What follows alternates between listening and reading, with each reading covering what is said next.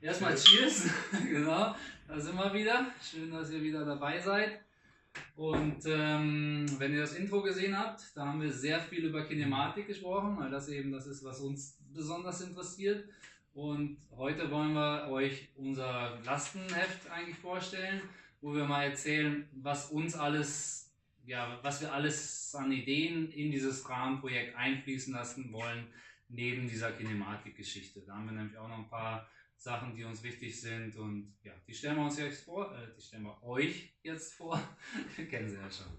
Genau, fangen wir mit dem Wichtigsten an, der Reifengröße des Radwegmessers vielleicht. Genau, die Eckdaten. Ne? Genau, wir haben uns entschieden, also wir wollen einen 29 Zoll Enduro mit 160 Federweg machen. Genau, und einem hohen Drehpunkt. Ich weiß nicht, ob das beim Intro schon klar geworden ist, aber ich sag's einfach nochmal. Mit einem hohen Drehpunkt mit Kettenumlenkung, dazu kommt hinterher, glaube ich, noch relativ viel, deswegen lassen wir es jetzt einfach mal dabei. Genau. Genau, es wird halt, 160 Gabel vorne, 160, 170. Vielleicht sogar 180. Wir setzen auf was das Design vom Rahmen irgendwie so ein bisschen erfordert, setzen wir auf so einen neumodischen Turnion-Mount-Dämpfer. Genau, wir kriegen sonst halt kein flaches, niedriges Oberrohr. Das heißt 205er Dämpfer, 65er Hub, relativ niedrig übersetzt. Das haben wir schon in unserem letzten Rahmenprojekt so gemacht und für sehr gut befunden. Das ist immer sehr schön, ja. Genau, dann wollen wir, wenn wir gerade schon beim Dämpfer sind, wir wollen 2 Dämpferpositionen machen. Eine, die eher so für traditionelle, klassische Luftdämpfer ist, also nicht ganz so progressiv, und einen eher progressiven Dämpfer an. Für die Halbvolume-Luftdämpfer oder halt auf eine Stahlfeder. Das Rad schreit auch, glaube ich, ganz klar nach einem Stahlfederdämpfer. Genau, also Einsatzbereich ist einfach nur ballern. Ne? Irgendwer hat es letztens gesagt, das wäre jetzt ein Hashtag, was ich klauen müsste, aber das wird kein Enduro, das wird ein Enduro. Das Hinterbau kommt recht kurz mit 425 mm, was denke ich für 29er kurz ist, wobei halt durch diesen hohen Drehpunkt hat man im SEC effektiv einen 435er. Genau, ist er halt im SEC effektiv eine Ecke länger. Ansonsten, was ist noch wichtig? Ein steiler Sitzwinkel, der halt auch real steil ist. Also kein weiten Offset von dem Sitzrohr zum Tretlager, wie es halt so viele Rahmen heutzutage haben, sodass dann irgendwie die großen Fahrer effektiv dann irgendwie halt so auf Hinterrad sitzen. Ich bin großer Fahrer und ich kenne das Problem sehr gut. Genau, das wollen wir nicht. Das heißt, wir sitzen dann immer auf der Hinterradachse, wenn da irgendwer was falsch konstruiert. Genau, bei uns das Sitzrohr, das geht in einer längeren Linie eigentlich nahezu durchs Tretlager, ist ein ganz kleines Offset drin, sodass der steile Sitzwinkel dann auch für die großen Leute vorhanden ist. Platz für einen Flaschenhalter wird sein. Genau, das war uns auch wichtig. Mir nicht, ich bin Rucksackkind, aber... Es war uns wichtig, weil wir wissen, dass es viele Leute gibt, denen das wichtig ist. Ganz genau. Es muss ja auch irgendwie sich so ein bisschen am Markt orientieren. Ich meine, bei so ein paar Punkten haben wir unsere sehr konkreten Vorstellungen und da weicht man nicht von ab, aber ich glaube, ein Flaschenhalter schadet ja keinem. Schadet nicht, ne? Das Problem ist nur, halt nicht dran. Das Problem ist immer nur, den Platz dafür zu schaffen, weil wir natürlich das jetzt in einer sehr kleinen Stückzahl in Deutschland machen werden. Und da sind wir auf gerade Rohre im Prinzip angewiesen. Was aber so ein bisschen was auch ein Style ist, den wir gerne... Genau, was so ein bisschen so ein Style ist, den wir gerne machen ästhetisch wollte ich das gerne. Ja. Von Anfang an. Aber wegen dem Flaschenhalter kam ich ja gerade drauf.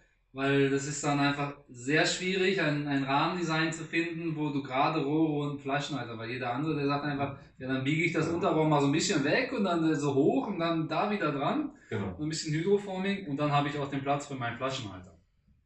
Das Ding sieht einfacher aus, aber das steckt im Prinzip dann im Detail dann doch viel mehr Hirnschmalz drin, als man so denkt. Ja, was haben wir noch? Viel Reifenfreiheit war uns wichtig. Genau. Durch den hohen Drehpunkt haben wir halt so ein bisschen diese Engstelle, die man immer hat, irgendwie, die jeder Fahrradkonstrukteur kennt, wo man halt irgendwie zwischen Kettenblatt und Reifen noch eine Kettenstrebe durchwürgen muss. Das haben wir halt nicht, dementsprechend war es relativ einfach, viel Reifenfreiheit zu kreieren. Von der restlichen Geometrie her, ich meine, wir bauen jetzt Prototypen, da baut sich jetzt nicht jeder von uns, seine Geometrie, was jetzt Reach und Lenkwinkel und so angeht, erstmal so, wie er es gerne haben möchte. wie es dann hinterher, wenn es dann mal kommen sollte, wie es dann in Serie geht oder ob wir Custom-Geometrien machen, das ist noch vollkommen offen. Genau, also wie im Intro auch erwähnt, es ist alles offen. Wir wissen nicht, wie wir das Projekt, ob wir das überhaupt kommerziell jeweils nutzen wollen oder ob das halt für uns eine reine ja, Research-Plattform ist, wo wir Sachen ausprobieren können, die wir ausprobieren wollen. Also auch oft ein Ärgernis ist nicht lange haltende Lager. Das heißt, wir haben genau.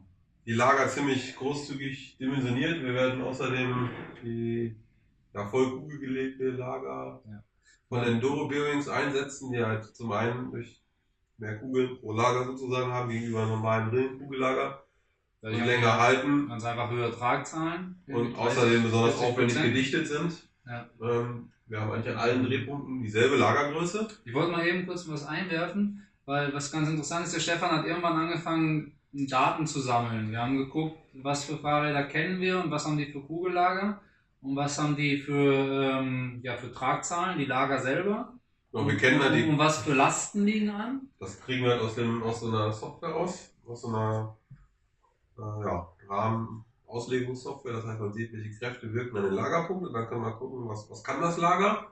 Und dann kann man sozusagen so einen Faktor bilden zwischen der Tragzahl und den auftretenden Kräften und wir haben halt so ein bisschen Benchmark betrieben.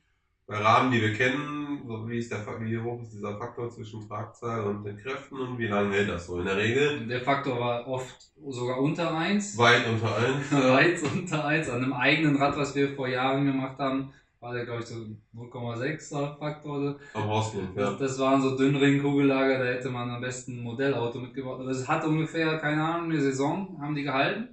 Und mit dem Wissen können wir natürlich jetzt das hochskalieren und sagen, wenn wir einen Sicherheitsfaktor von 1,6 haben oder 2 oder sowas, dass wir wirklich ziemlich safe sind mit den Lagern und dass die ewig halten werden.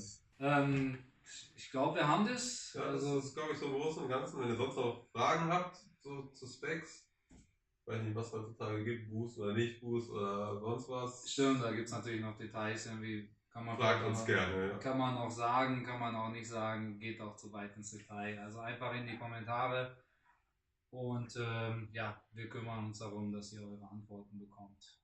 Okay. Bis bald. Bis bald. Tschüss. Nicht zu vergessen. Nicht zu vergessen. Wir trinken immer Bier beim Arbeiten. Aber es ist auch schon dunkel draußen.